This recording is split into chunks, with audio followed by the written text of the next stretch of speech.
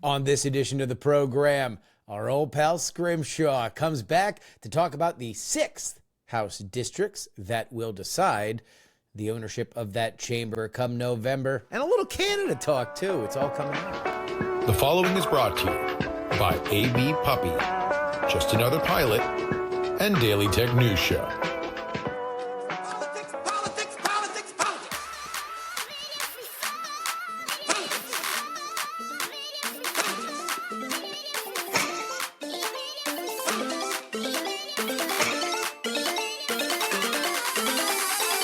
Hello and welcome everybody to the Politics program for September 18th, 2024. Your old pal Justin Robert Young joining you from Austin, Texas. And let's go ahead and bring in our friend, Evan Scrimshaw. Welcome to the show, Scrim.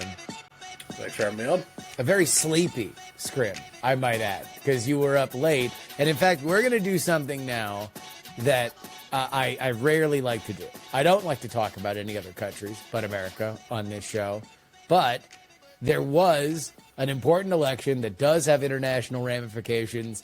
And you have been, I think unjustly, at least from this country's standpoint, locked in the icy palace of Canadian politics for this entire cycle. And now you finally have something to talk about. What the hell happened in the Great White North last night? The Liberals lost one of their safest seats in the city of Montreal at a by-election, Canadian equivalent of a special election. They lost the seat that they had won by north of 20 points the last election that has previously been held by attorneys general in Canada. A former prime minister held that seat in the early 2000s. Lost it to the Separatist Bloc, who had quite literally never won the seat, even when Quebec, very nearly did secede from Canada. Justin, this is the second time the Canadian Liberals have lost a super safe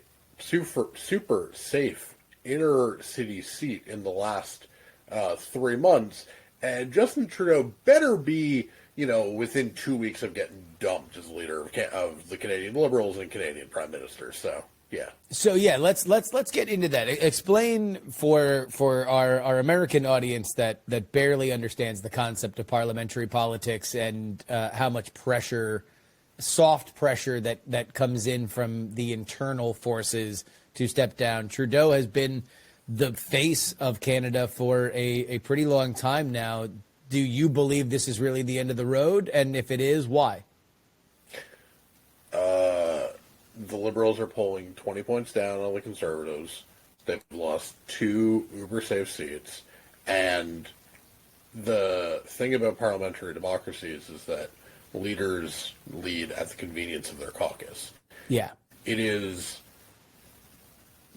people are going to use the Biden comp and the sort of soft pressure that was being applied by party grandees. It's actually much more like the Kevin McCarthy situation, which is just like you need votes, and if you don't have the votes, then you can't be the leader. He's going to be forced to go because I've had, over a half dozen Liberal MPs say if he lost, to me privately, if he lost in Sal, he has to go. He lost in Sal, he's going to have to go. All of these MPs are looking at their own jobs and going, well, he's about to drag me to the unemployment line, and frankly, I don't really want that. I don't want to go there. And I don't know if, and the thing people have said to me is, I don't know if a new leader will necessarily save my seat, but I know I'm losing it with this guy. Yeah. And when that happens, that's when party leaders go. That's how this works. How did the Liberals get here? They spent the first 6 years of their term in office subsidizing housing demand for middle-income couples, and they didn't build any housing, and now rent is double in the 9 years Justin Trudeau has been Prime Minister. And basically, if you don't own a house, you're screwed.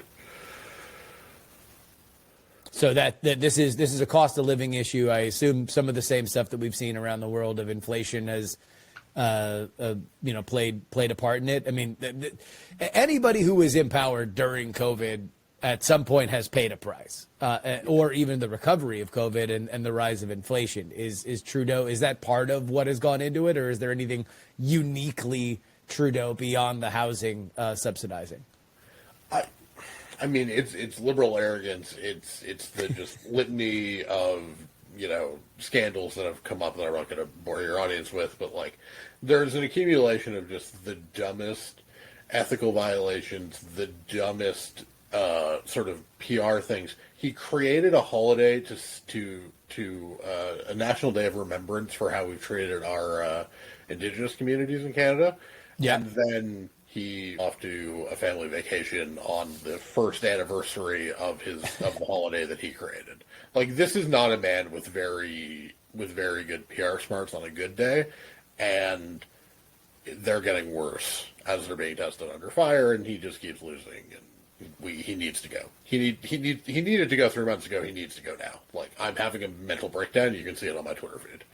What is the next big moment where the poop would hit the fan? What is the next big election where, if, let's say, he stayed on, he would cost people these seats?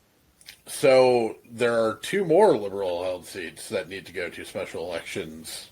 The Parliament runs out at the end of next fall. So next October is the next scheduled general election. Okay. But there's 2 by-elections before then, so frankly, if he doesn't go after this one, they'll just lose more by-elections, and then we'll just keep doing this. But please, God, get rid of him.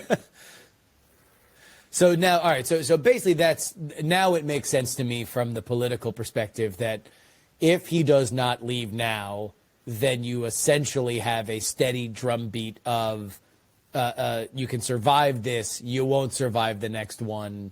If you lose again, we're just going to do it, but louder, do it, but louder, do it, but louder. And as you pointed out, this is not the same as a regular or as an American executive, as a president, where essentially it came down to Ari Emanuel and a bunch of other donors to say, we're just going to stop paying you money and we're going to stop paying down ballot candidates money unless you make a change. This is like Kevin McCarthy. This is if your party is calling for a new leader, there's only so far you can go in terms of digging yourself in. Correct. Okay. With that, let's focus on the House, because we are this week going to turn our eyes to Congress. And, as the top line of this election continues to fluctuate, we're starting to get some high quality polls in now post debate, and they look good for Kamala. There was a Suffolk poll that came out yesterday, had her up 3. Before we get to Congress, actually, let me ask you about this poll specifically, because we often say, don't freak out, don't overestimate, don't overinvest in one poll. But I saw a lot of rejoicing from Kamala partisans yesterday about her being up 3 in a Suffolk poll in Pennsylvania. That's behind Hillary Clinton. It's behind Joe Biden. And it's after what should have been, a good debate performance by her, at least according to the press coverage around it. Obviously, you'd rather be up 3 than down 3 in Pennsylvania with a poll that tends to, at least with Trump, has overestimated his opposition. What is your take on that? So, yeah, look, if the polls are going to be wrong again, then it's going to look silly that, people were happy about a D3. But there has been, a complete, drought of high-quality Pennsylvania polling, mostly because it seems like between the New York Times release cycle and what the in-state pollsters did, a bunch of them were we're going to wait till after the debate and come back in the field. So there's rumors that more of the in-state pollsters are coming this week. So the Pennsylvania polling dropped. But other than in Emerson, it's literally the only non-partisan poll that's been released, I think, since the DNC. So part of it's just there's no other Pennsylvania data. And so it's kind of good. The one thing I'll say, or the point I'll make though, is that they did 2 bellwether. That was interesting. Polls. Yeah, they did specific polling on bellwether counties. Right. It's two Obama, Trump, Biden counties. Erie, which is northwest, and then Northampton, which is sort of right below Scranton. Erie was a 3-point swing left from the Biden result, which would be a D4 statewide, and then Northampton was a 4-point swing for Biden. Yeah. So the county polls looking the same as the state, looking essentially the same as the statewide is a good sign for her. That sort of boosts your overall sample to be like, well, okay, that's, more data points are good. And the third thing I'll say that's good is Ann Seltzer, her Iowa poll. Yeah. I don't want to say proof because it's one poll. Seltzer's September polls in 2020 were very pro-Democrat, whatever. But is another data point that Democrats are holding up well in very white places, which does give some belief that Kamala can be matching or very potentially slightly exceeding Biden in whiter Pennsylvania, which is in line with the idea that she's winning Erie by 4 points or by 4, which is the kind of result that you want. And so I think the Suffolk sort of lining up with Seltzer, I think you can sort of build a picture of things are looking good for Democrats in these whiter places, which is a pretty good path to 270 electoral votes. I mean, you're going to need it in the Rust Belt. Right? A lot of older white people in the Rust Belt.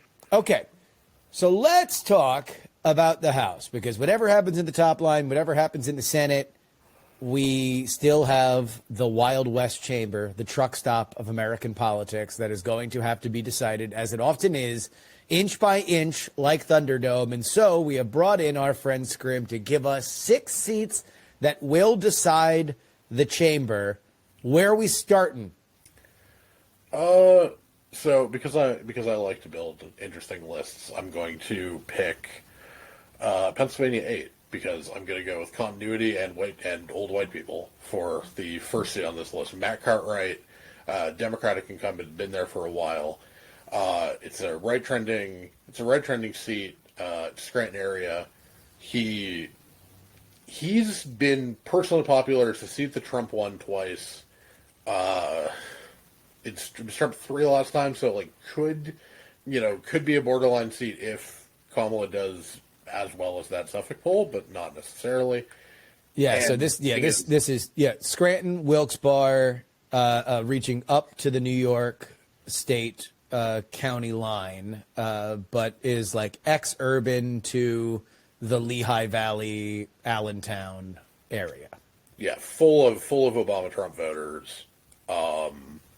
It's the kind of seat where if Harris is really doing better than Biden with white voters and with older voters, then she will be super competitive, and that will help Cartwright. If the Kamala coalition looks more like the Biden coalition than the polls say, then this is going to be a tough hold. And the other thing is Cartwright finally got run close in 2022, which means Republicans are going to really prioritize it. Especially given that he looks like the best target of the 3 competitive or semi-competitive Pennsylvania Democrats.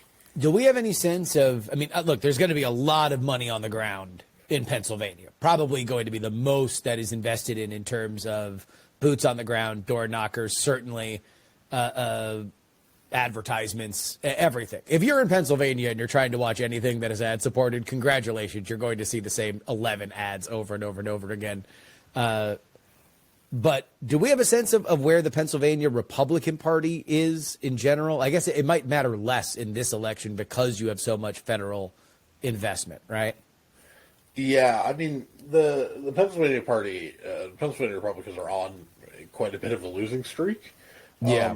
Since 2018, they got whipped in a state Supreme Court race last year. They lost the state house in 2022. Obviously, Dr. Oz and Doug Mastriano got whipped. So it doesn't seem like their organization is in the greatest shape, but Cartwright really is one of the He's vulnerable. Of Pennsylvania 17 sort of not being particularly competitive last cycle is they've kind of abandoned that as a target, and they're really going all in on Cartwright and to a lesser extent Susan Wild, but mostly Cartwright.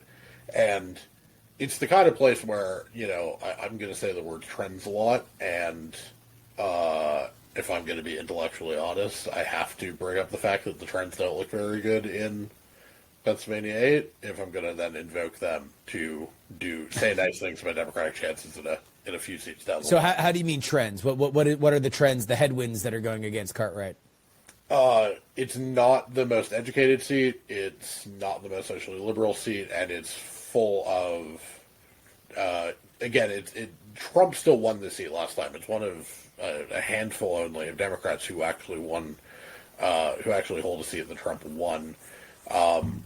It's just very working class, and it's the kind of place where Democrats just have not been winning for. And I guess this is the kind of seat then, from what you're saying, where, and Lord knows where the polling is going to be and whether or not they have accurately captured the galaxy of voters that would vote in this election. But if the thing that has bedeviled pollsters about Donald Trump in the past is that he has a lot of non-regular, only vote in presidential elections, only vote for Donald Trump kind of voters, it sounds like this is the kind of seat where a lot of those historically would live. Right, and the other thing is, if there is a sort of like, I'm mad about the fact that Joe Biden is no longer my nominee, there might only be 5,000 of those people on Earth. They might be in Scranton. So Biden might have done even slightly better in this seat than a traditional Democrat would in 2020 because of the Scranton Joe-ness, which could be another headwind for Cartwright to try to overcome. Oh, yeah. If any Democrats in America are going to be upset that Joe Biden is not on the ticket, it's in Scranton. Right, exactly. So I think that's going to be a tough race, because I tried to pick 6 seats, not necessarily the 6 toughest seats, but the 6 seats where basically the party that wins 4 of these 6 or 5 of these 6, I'm probably going to get tell you the who chamber. Yeah. Yeah. All right, where are we going next? We're going to take a hop, skip, and a jump across the border to New Jersey 7. Tom Keene, Republican in a Biden-held district. It's suburban New York, essentially. It's one of the richest districts in the country, one of the most educated districts in the country. Tom Keene, the Keene family are obviously New Jersey political icons, but even still, Keene didn't win particularly convincingly in 2022. His Democratic opponent has out-fundraised him, and it is a super left-turning seat. It voted by Trump by a couple in 2016. It voted for Biden by 4 in 2020. These suburban left trends, suburban women who are mad about Dobbs, they're just going to keep on trucking left. And Yeah. I don't know if partisan, Kamala's going to win the district by 7 or 8 probably. I don't know if Tom Keene's going to be able to overcome that in a presidential year, because generally speaking, polarization and partisanship tend to increase in presidential years as opposed to midterm years, which makes it And harder. this, I'm just looking at the district here. Again, we are bordering the Lehigh Valley. Shout out to the Lehigh Valley. I love the Lehigh Valley. We've got a lot of people there. Worked at the Allentown Morning Call, but it does snake its way almost literally into the the New York commuter area. So it stretches from the Pennsylvania border damn near toward Long Island. It is far more. This is far more suburban and affluent than some of the roughnecks of Wilkes-Barre and Scranton. Right, exactly. Which is why the sort of traditional Democratic messaging at this point is going to be a lot more effective there, right? Yeah. Abortion rights are hugely valuable. The Democrat there has been repeating and will continue to repeat ad nauseum. Republicans will pass a national abortion ban. That kind of stuff is going to play a lot better there. It's the kind of seat where if Democrats had had a better understanding of the map they were actually playing in 2022, they might have actually won it. Yeah.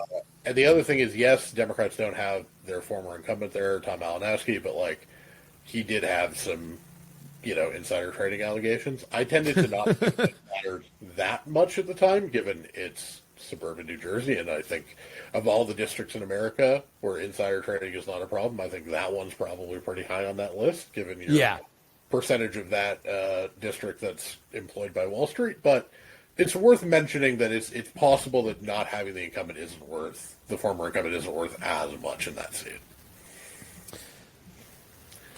Well, all right. You said New Jersey 7, right? Yeah.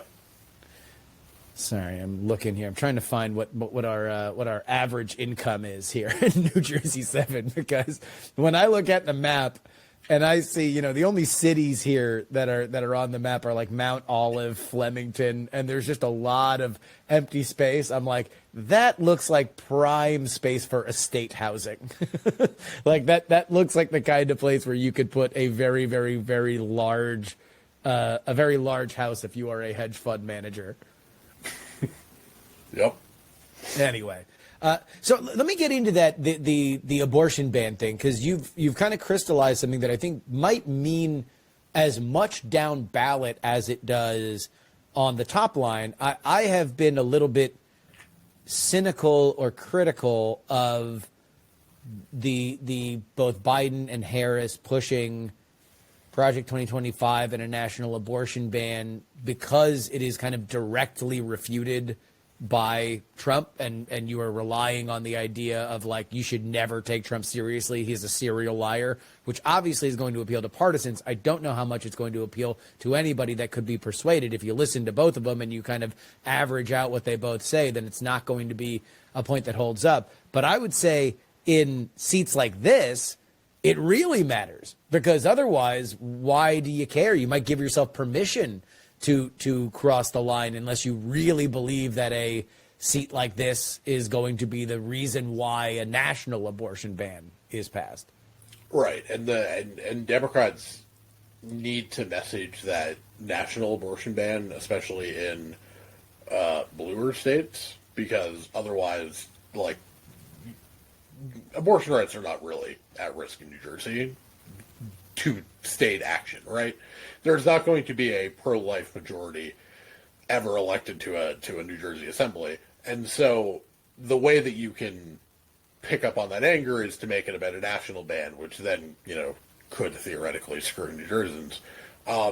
And so it is the Democratic cudgel that they're using. I mean, it arguably saved CCM. I mean, I think you said this. I think you were the one who said that to me originally, that the Lindsey Graham 15-week abortion ban bill literally saved CCM Senate seat in Nevada. Yeah. Too. So there is some evidence that this messaging does work in, light blue places. Well, especially in that case where you were so fresh off Dobbs and it was so fragile, like the reality I still don't know what the hell was going through Lindsey Graham's head at that point, whether or not it was like a donor that was pushing him to do it or something. But that's the kind of thing that if, you do either the day that Dobbs goes through, I don't know. It doesn't make any sense. Let's get back to New Jersey 7's average income. They are $128,000 per year income. That is about $30,000 more than the national average, and I believe their home ownership rate is 78%. So this is a settled community. This is built on money you made in either Philadelphia or New York City and wine moms. Yep. And this is your classic. This is why Kamala Harris has walked back some of the more populistic Biden tax increase stuff. Yeah, because you want to save these seats. This is the exact kind of seat where the discomfort of like, well, I don't really want to vote for the Republicans, but she might be absolutely crazy economically. Well, now you're less worried that she's going to tax you to the poorhouse. So. Yeah, I also wonder, like, this is going to be such a fascinating post-op to do with this election, is that, like, can Kamala bibbity-bobbity-boo everything that's kind of happened before and just say, like, no, I'm for fracking, to go to the Pennsylvania seat before, or like, oh, no, I'm not going to do these taxes or whatever. Like, on one hand, the bonus for her is that if she seems like a weather vane that will just do whatever needs to happen to get elected, then maybe you believe her. But also, on the other hand, do you believe that she'll do that when she gets into office? Or does anybody care? Because what Kamala really wants is for this to be an entire election on Trump, a referendum on Donald Trump. So let's go to our third seat here. So we're going to go down the Atlantic seaboard here. We're going to go to North Carolina 1. It's a rural black seat in the northeast of the state. It got significantly redder in redistricting. It's arguably vaguely illegal, and because it's a former VRA seat that has been weakened to the point where it's arguable about whether or not it will perform as a black seat in the VRA terminology, but it's North Carolina Republican, so they don't really give it.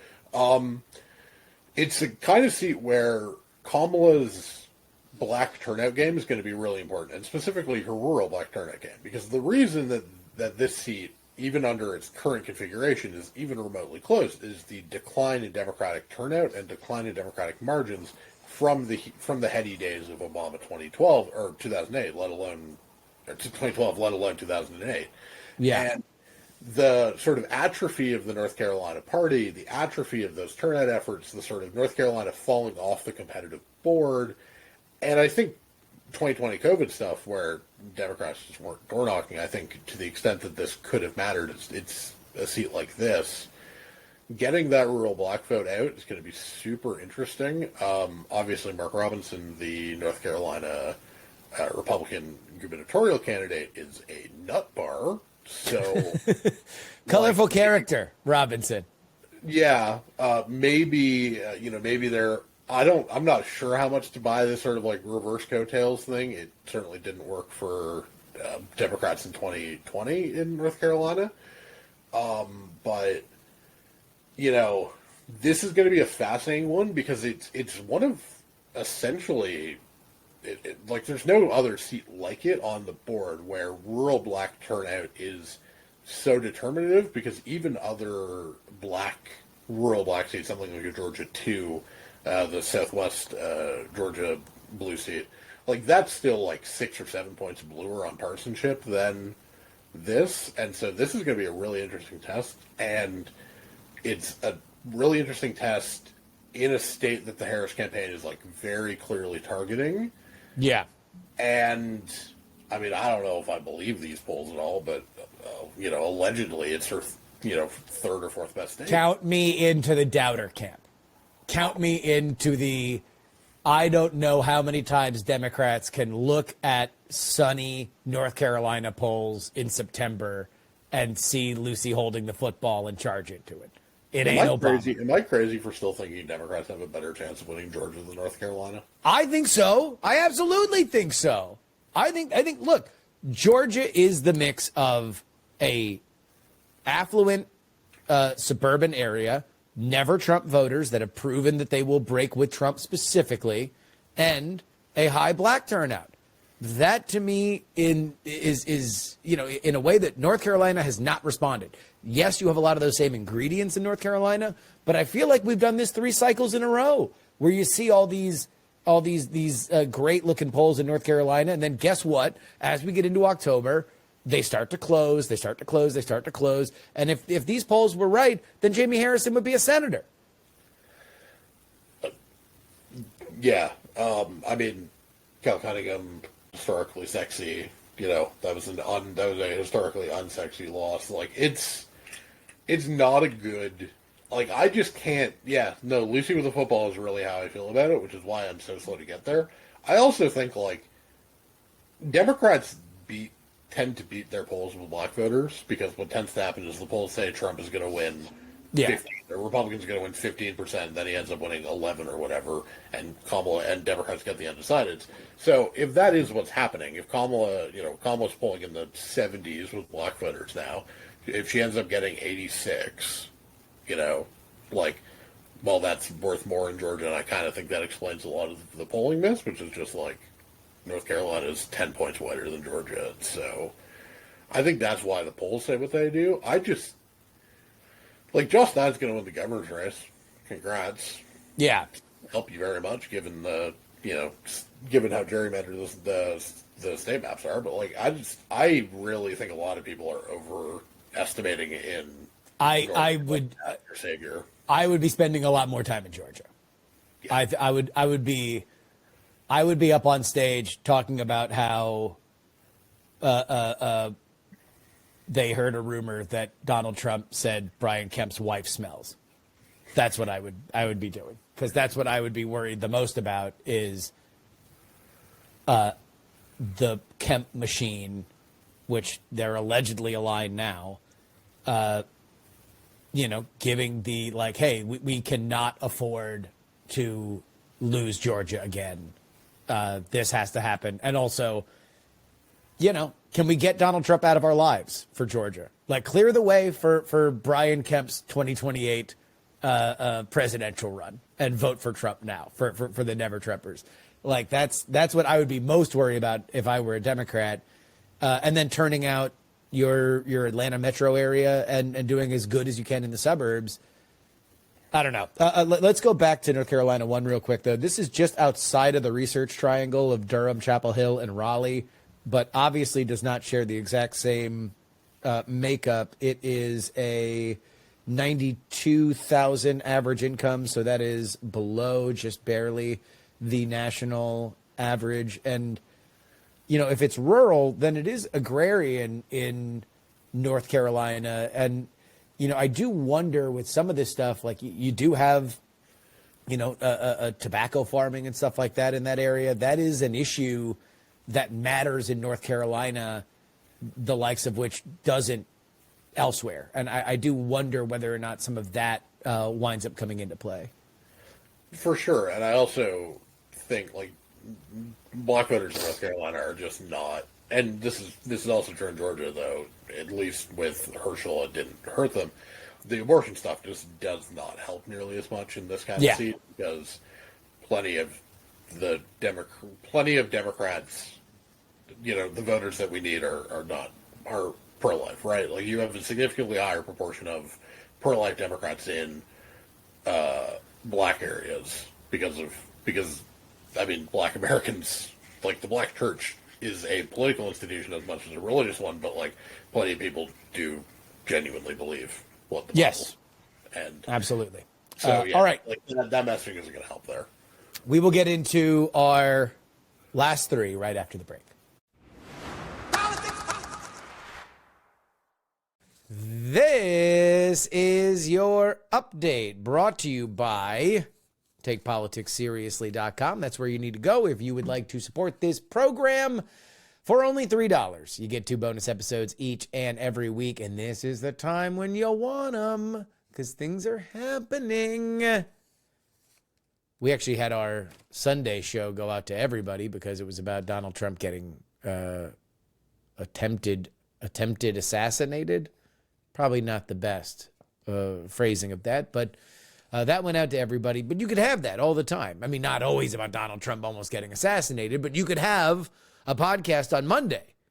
If you liked that, then only one place to go, TakePoliticsSeriously.com. Let's get to some of the stories that we didn't have a chance to talk about on this show.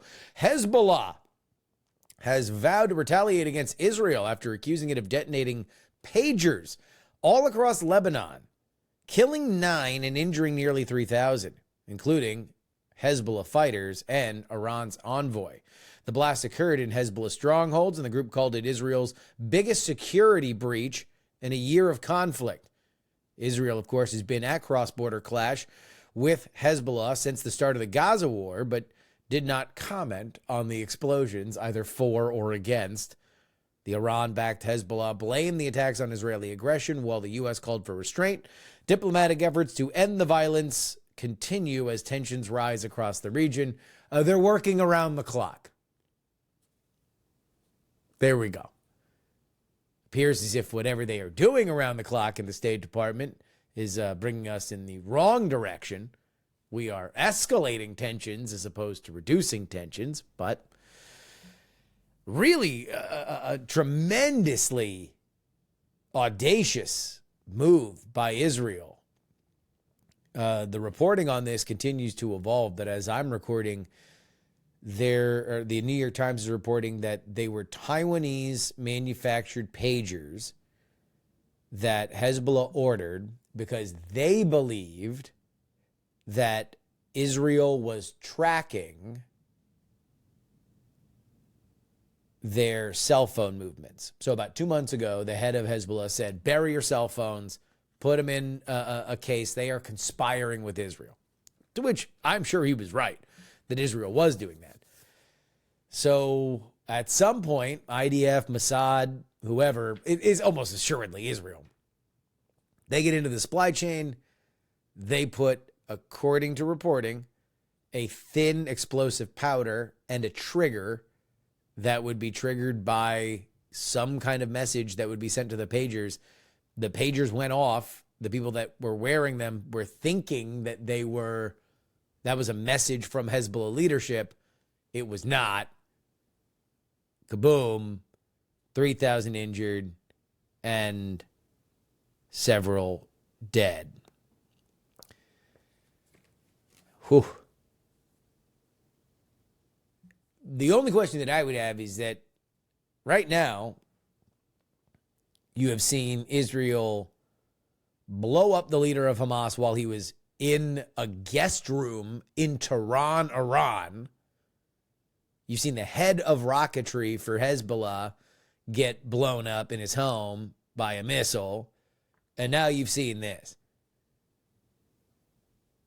I don't know whether or not Israel is saying, if you're going to move, if you want to go against us now. But it sure seems like it.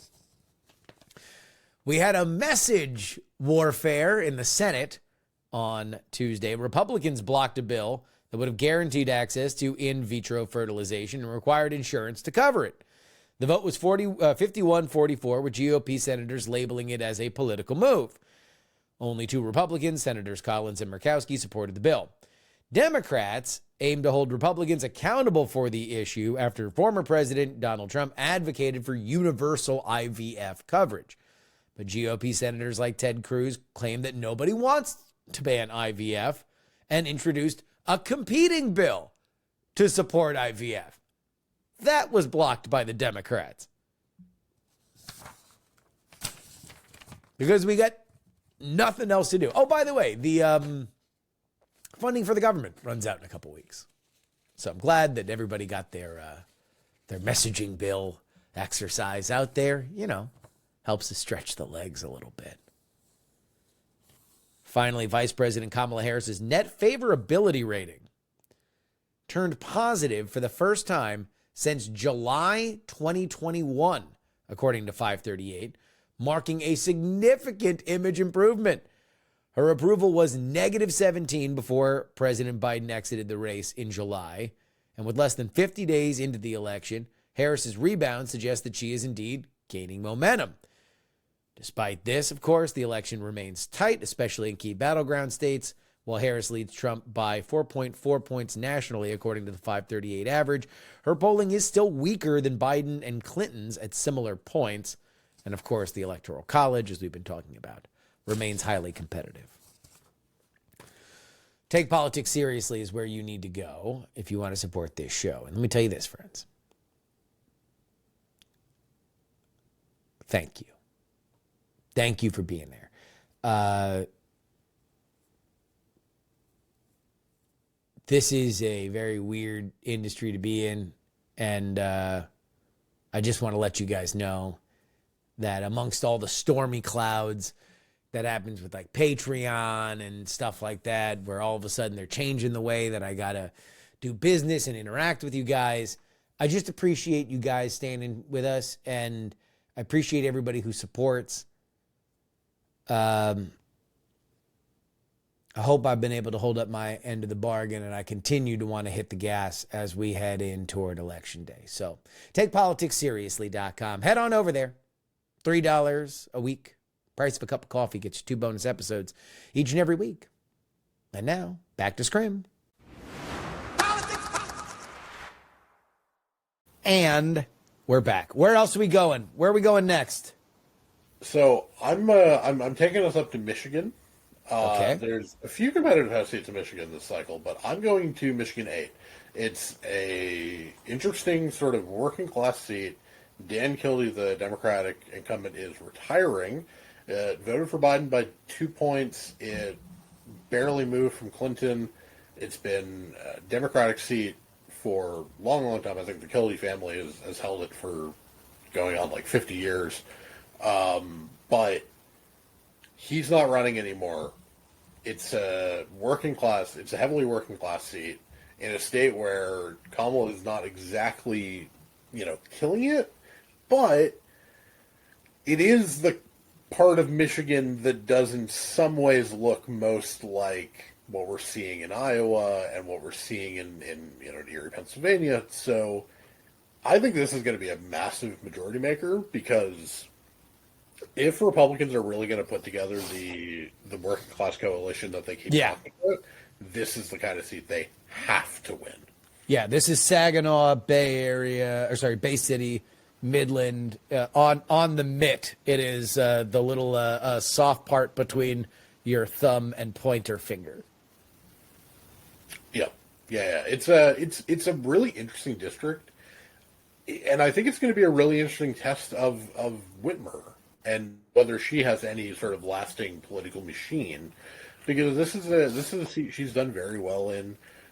This is the kind of seat, because famously to nerds like me, Whitmer did very badly in Dearborn. She did very badly in the kinds of places that people are now worried about for Kamala because of Gaza. Like, she did very badly there in 2022 because people who believe their religious doctrine tend to be socially conservative, and abortion messaging doesn't work for them. But this is the kind of seat that fueled her to a 10-point win statewide. If she has any machine, if she has any, ability to help down ballot, I think this is the kind of seat where it's going to be very important.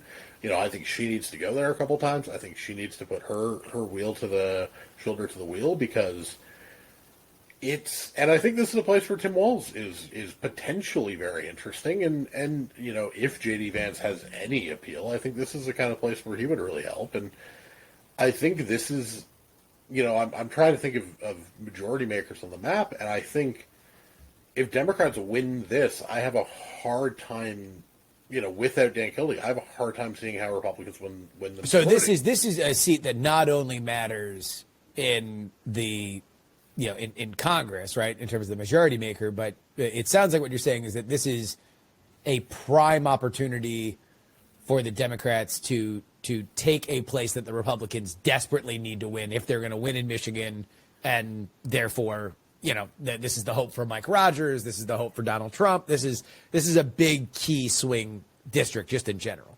Yeah, it's a swing district and a key swing state. It's a part of the state where, if you believe that Kamala Harris, the fear that Kamala might not be a great candidate for these sorts of working class voters, like, this is a seat the Democrats really have to prioritize, because it could be a knockout blow both for the race to 218, but also could really help deliver a big blow in the race for 270. So just to take a look at their past presidential elections, it was Clinton winning this district in 2016, 48 to 46.9, so just over a point. And then Joe Biden won it 50.3 to 48.2, so close to 2 points.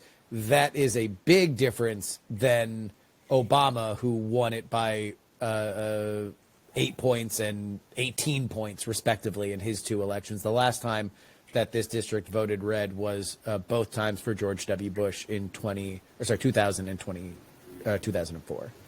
Right, exactly. And this is the kind of seat where Democrats, they don't necessarily have to win it huge, but they do need to win it, because if you slip too much here, then you're not going to be able to make that back with good trends in the Grand Rapids area and suburban Detroit. You need to hold your ground in a place like this. Otherwise, you could have the same sort of Trump, disaffected working class surge on you, and you could be in a place where Michigan, throw in some disaffection over Gaza, and that's the recipe for Trump winning. And here's the argument on that, and a lot of these economic stats I'm pulling from Perplexity, so this is AI research on the fly. If it's not perfect, please don't hate me.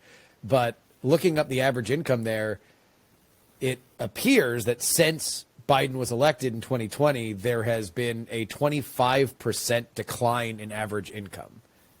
Previously 79,000 a year, now 59,000 a year as of 2020. Yeah, it's one of the more interesting seats. I also think it's like, honestly, it might be the single seat where I like struggle the most with who I think is going to win, which was an underrated part of me picking the 6 seats I picked. Is like, what are the ones that I'm like not positive on, that you're not sure of. And currently, this is a democratically held seat. Right, but the incumbents are retiring. So this is an open, non-incumbent. So it's going to be interesting. Can I take us to the one seat on this list where I'm actually very confident in the Democrats are going to win? Let's go. Oregon 5, baby. Oh, we're finally going to the West Coast. Yeah, I have two final West Coast seats, but Oregon 5 I think is like this is the real suburban trends that are just going to wipe out a Republican. Super left trending seat, voted for Biden by 8.5 last time. Democrats triaged a progressive challenger who had primaried Kurt Schrader, I believe, in 2022. Sean Patrick Maloney triaged McLeod Skinner because he wasn't very good at his job. But Democrats ran a more down the middle nominee this time. They are not going to triage this seat. It's very left trending. And it's the kind of place where the abortion messaging is going to really be effective. And I think like this would be the sign of disaster. Like if Democrats don't have a convincing win here, like, that would be that's the break glass in case of emergency. Like, oh damn, Democrats this might not be happening. They have to win this to get to 218. So the old saying with Oregon is that it is very blue on the coast and it gets really, really red really, really fast. You are saying that this is a district that still retains some of the liberal values of the more coastal Oregon before we get into the more hardcore red inland Oregon. Yeah, it's definitely a district of two ends, right? You've got a liberal wing, and then you've got a more inland wing. It's a decent gerrymander by the Oregon Democrats. But yeah, no, it's moving fast enough left in the literally more western part of the district that it still has enough. It still has enough of that suburban social liberalism. A lot of line moms, a lot of people who have been forced out of the Oregon metro, a lot of people who, a lot of California expats who quite like living on the coast and do not want to go to Texas. Yeah. This is the kind of seat where, like, if Democrats lose it, like, that is your, like, warning sign of a terrible night. And we're already going to know what happens by the time that this is decided, right? Well, okay, but a bad night on the House side could still, like, they could scrape 270 and. Oh yeah. No, I mean, I think we're both in agreement that the Senate's lost, right? If we're believing the Sheehy polling. Yeah, of course. Sherrod's not even going to win. I'm with you. Let alone Sheehy. Yeah. So I mean, so the Senate's lost. Who knows what happens at the top of the ticket? That's a toss-up. But I would agree with you. I don't know. I mean, again, it's like to go back to that Michigan seat and that Scranton seat. If this is Donald Trump summoning these, like, I don't vote at all this dead cable that he's done in two previous elections, then like that is effective when it comes to these House races, because those voters, if they don't vote for anybody but Trump, I don't think that they're splitting tickets. I think that they're just marking red all the way down.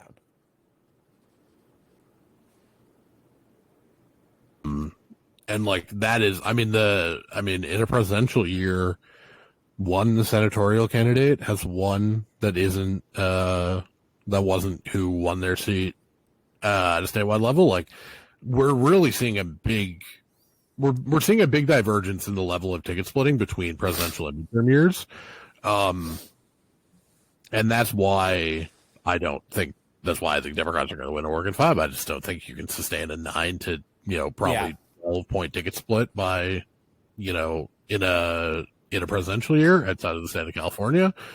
But yeah, no, I think it's going to be very interesting to see whether or not Trump can do that, because it is going to have down ballot consequences. And, I really think that like whether Cartwright can hold on really depends on whether or not Kamala wins Pennsylvania by 2 or loses by 2, because I don't think he can, like he held his seat when Clinton lost. I don't think if Kamala loses statewide, he can hold a seat.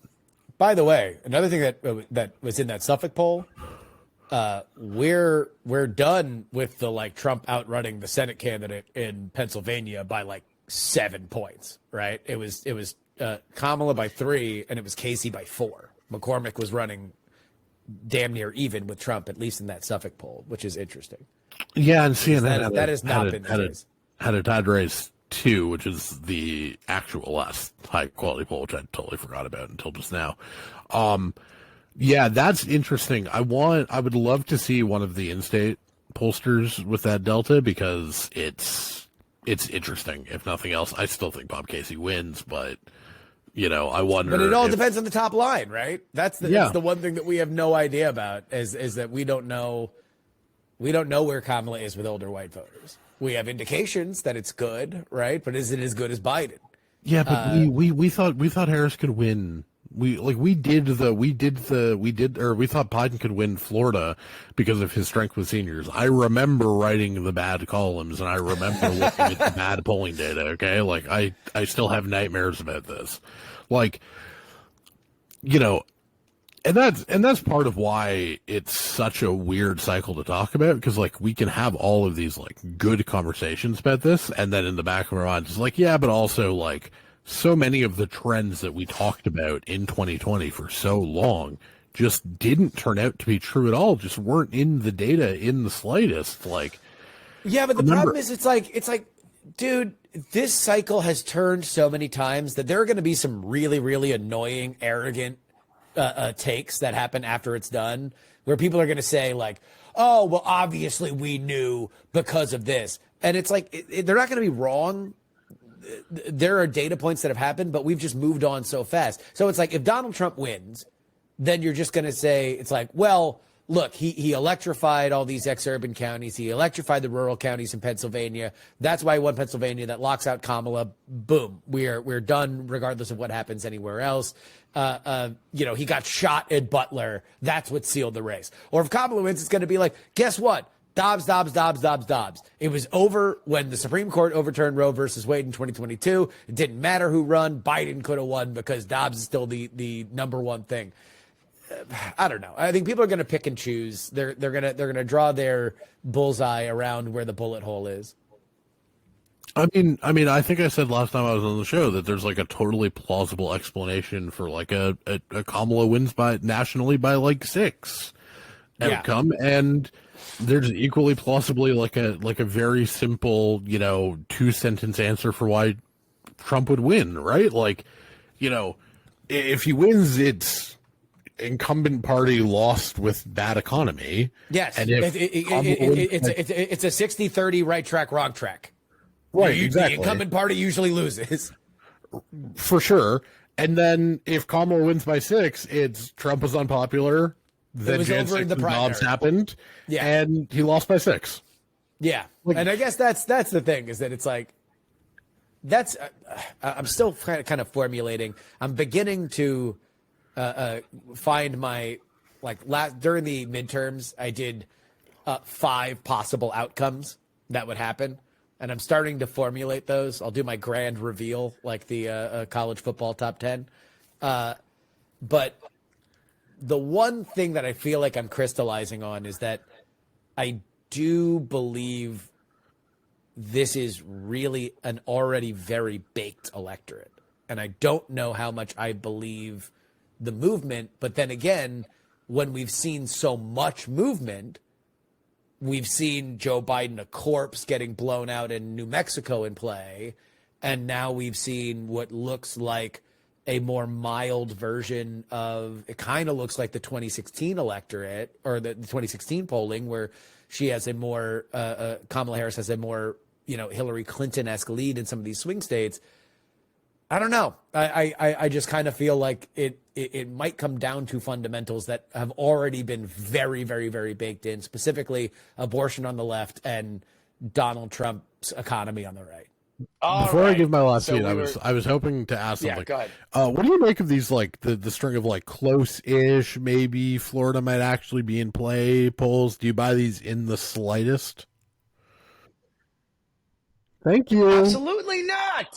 I don't buy them in the slightest. I don't buy them. Look, the Florida Democratic Party is a mess, and I don't mean that in what they can do in 6 months. The Jeb Bush to Rick Scott to Ron DeSantis machine for the Republican Party in Florida has flipped voter registration. And there's only so much that you can brush your teeth before the dentist and get away with it. And that's what the Democratic Party's plan in Florida has been forever. It's just ignore it, dump a crap ton of money and hope that you can sway it. Florida is a purple state. It's just not a purple state if you don't take it seriously and the other party does. And the Republican Party has very much taken Florida seriously over the last 12 years. No, I totally agree with you on that. I just, like, people are starting to say things, and I'm like, I am not jumping on in front of that bus again. No, sirree, Bob. Yeah, look, spend money there if you want. I don't look, Georgia, Pennsylvania, Georgia and Pennsylvania. That's where the Democrats should be spending money. Now, granted, they got a ton of money, so it's like, on the other hand, the argument would be, well, where else are you going to spend it? There's only so much airtime you can buy in Pennsylvania. There's only so much airtime you can buy in Georgia and Arizona. Nevada's 2 counties. It's 2, places that you can buy ads. Like, yeah, I get it. If you've got infinite cash, then spread it around in Texas, spread it around in Florida. It's like taking a flyer Texas on a is, like, 10-team so parlay. very obviously the better well play try. because it's left trending. You've got 3 metro areas that are, like, significantly, or two at least that are significantly left trending, and Houston has plenty of parts of that. Harris County? Is that Houston? Your counties always confuse me. Harris, yeah. But, parts of Harris County are very left trending. But the other thing is, the other reason you would I'd prefer spending in Texas is, like, Texas's county rule makes the state house, like, way easier to theoretically flip in the next 5 years than Florida's ruthlessly efficient gerrymander. I do want to voice my one continuing support for the idea of sending $15 million to Alaska. No, I don't think Kamala Harris is going to win Alaska, but 3 electoral college votes might end up mattering. Probably not this cycle, but, like, could be useful in the future. 2, shore up Mary Peltola. And 3, if you get this down to, like, a 5-point race or whatever, it makes it easier to either win it in 28 or to try and beat Dan Sullivan in the Senate next time, which, given that neither of us think Democrats are not going to have the Senate now and are going to be 2 Senate seats short at least of a majority, Susan Collins is only 1 Senate seat. They're going to need 2 gains next time to try and get the Senate. We can argue at a later time about whether that'll be successful, but you have infinite money. Spend it in Alaska. It's a hell of a lot cheaper than spending it in Florida. I'm with you. By the way, keeping account on my neighborhood, which I looked up, my zip code was a 75% Biden district, a 13% Trump district in 2020. The Harrison Wall signs are out. Only 2 Colin Allred signs. So Colin Allred is lagging. I would expect a Ted Cruz opponent to have a little bit more coverage in my extraordinarily liberal enclave of suburban Austin. But we will see how that goes. California 41. Final seat. Where are we headed? It's a left trending seat. It's in SoCal. It was surprisingly competitive. It's still a Trump plus 5 seat, but Ken Calvert nearly got run down in 2022 and probably would have gotten run down if Democrats had spent any money there. Democrats are running the same candidate as 2022, Will Rollins. And frankly, it might be their second best pickup opportunity in California after beating John Duarte in the 13th. Despite the fact that there are, many double-digit Biden seats held, I kind of think this is a better pickup opportunity than either beating Mike Garcia in the 27th, who that man is stubborn as hell. I don't know how he keeps winning that seat, but he does. Good on you, Mike Garcia. And beating David Valadao, who obviously is one of the last, if not straight up the last remaining impeachment Republican, second, one of two impeachment Republicans still left because Dan Newhouse keeps on keeping on in Washington. By the way, and I want to show this picture here on the YouTube. If you're not following on the YouTube, then go ahead and get on youtube.com/@politics. But this, of all the seats that we have looked at, is the most hilariously gerrymandered. It is a trident of a district that has Corona, California, stretches down but not to Temecula. It gets most of Palm Springs, but not all of Palm Springs, and not Indio. So it has a little central trident here that gets some of the rural areas, but not the Moreno Valley, not up to Riverside. It is Are you accusing the California Independent Citizens Commission of not being as independent as they claim? The horrors. It's right. I know. The name is right on the tin. It says independent. So you got to imagine that there is a reason why there is a squid, an upside down squid that is representing. That jammed a ton of left trending places together to create a Trump seat that is not going to be a Trump seat by the end of the decade. No, it's the California Commission being exactly. As hilariously partisan. I think one of the Republicans was like a Berkeley prof or some nonsense. Like they're just doing their best. But yeah, I think. Yeah. The other thing, of course, is that Kevin McCarthy basically used to fund the California GOP out of his own pocket. Obviously, he's no longer speaker. Mike Johnson isn't nearly the fundraiser, and he doesn't have the personal loyalty to the California delegation that the California delegation is used to receiving. I think this is going to be a really interesting race, and I definitely think that if Democrats can win this one, like this could literally be 218 in like a literal sense, because obviously California takes a while to count its votes, and like we're not going to know who wins the House for like 3 or 4 days. At the best we'll get is like it should be Democrats, but it's going to take a while before they literally clinch 218 seats, or Republicans, whoever wins. It's going to take a few days. Like it was a rare county, a rare congressional district that did vote Republican for both governor and senator. Yeah, it voted for Dahl and Muser.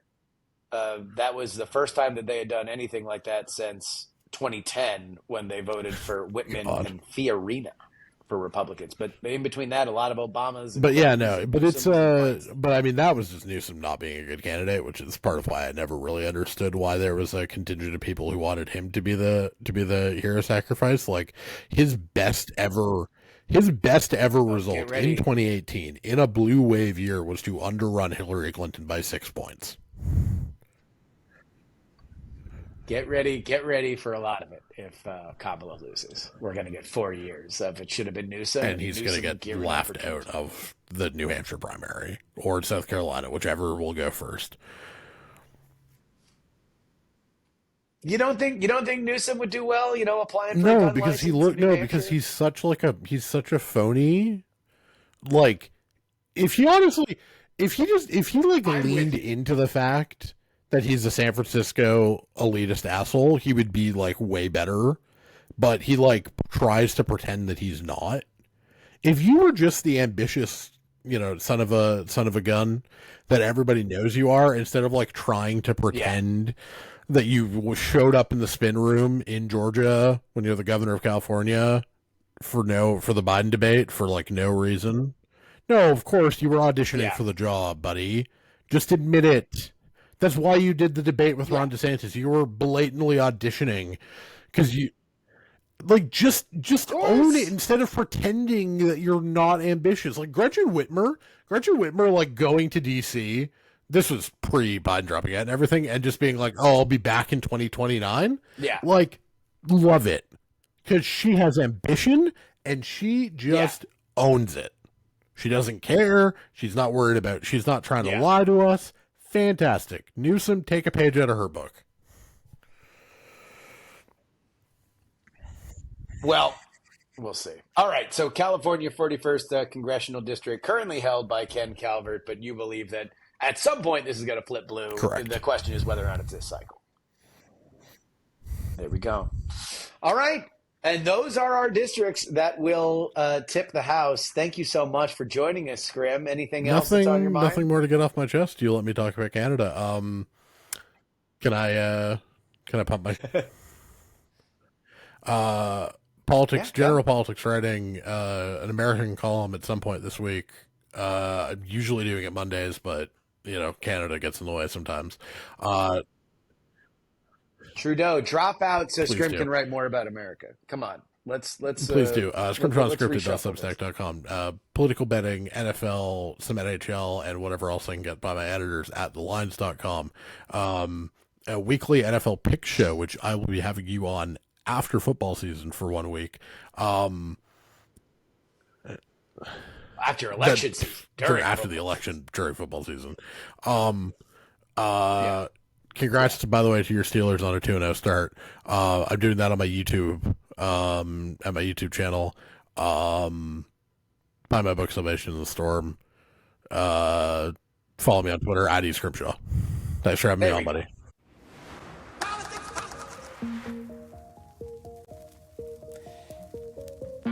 And that'll wrap it up for us today. Politics, written and hosted by me, Justin Robert Young, for Dog and Pony Show Audio in Austin, Texas. Big thank you to Evan Scrimshaw for being on the show.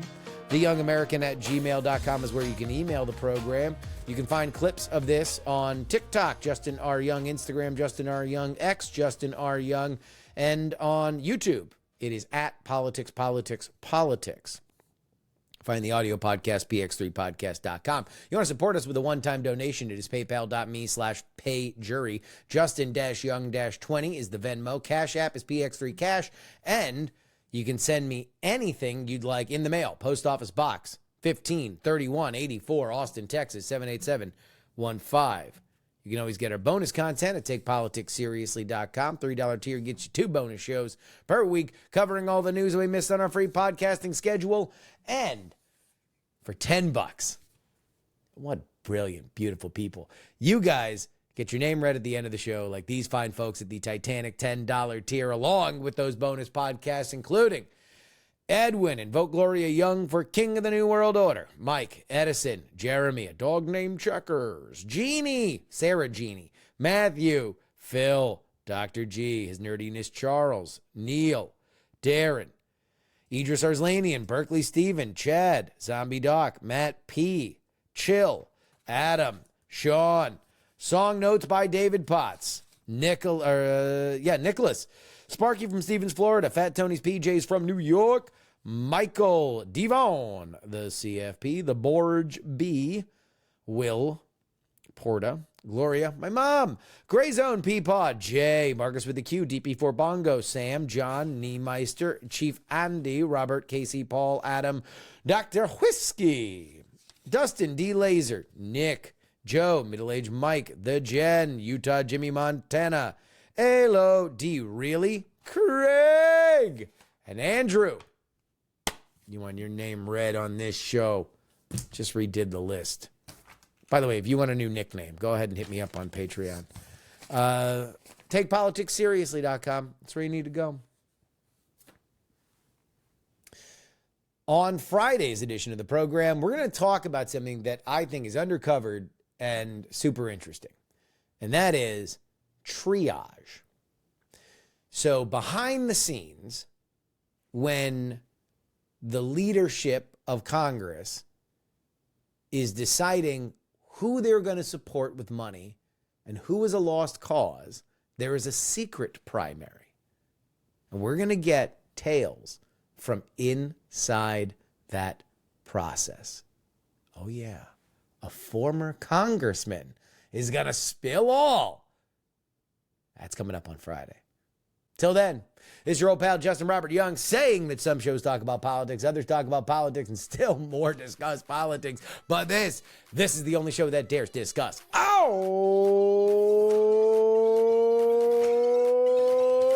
three. Diamond Club hopes you have enjoyed this program.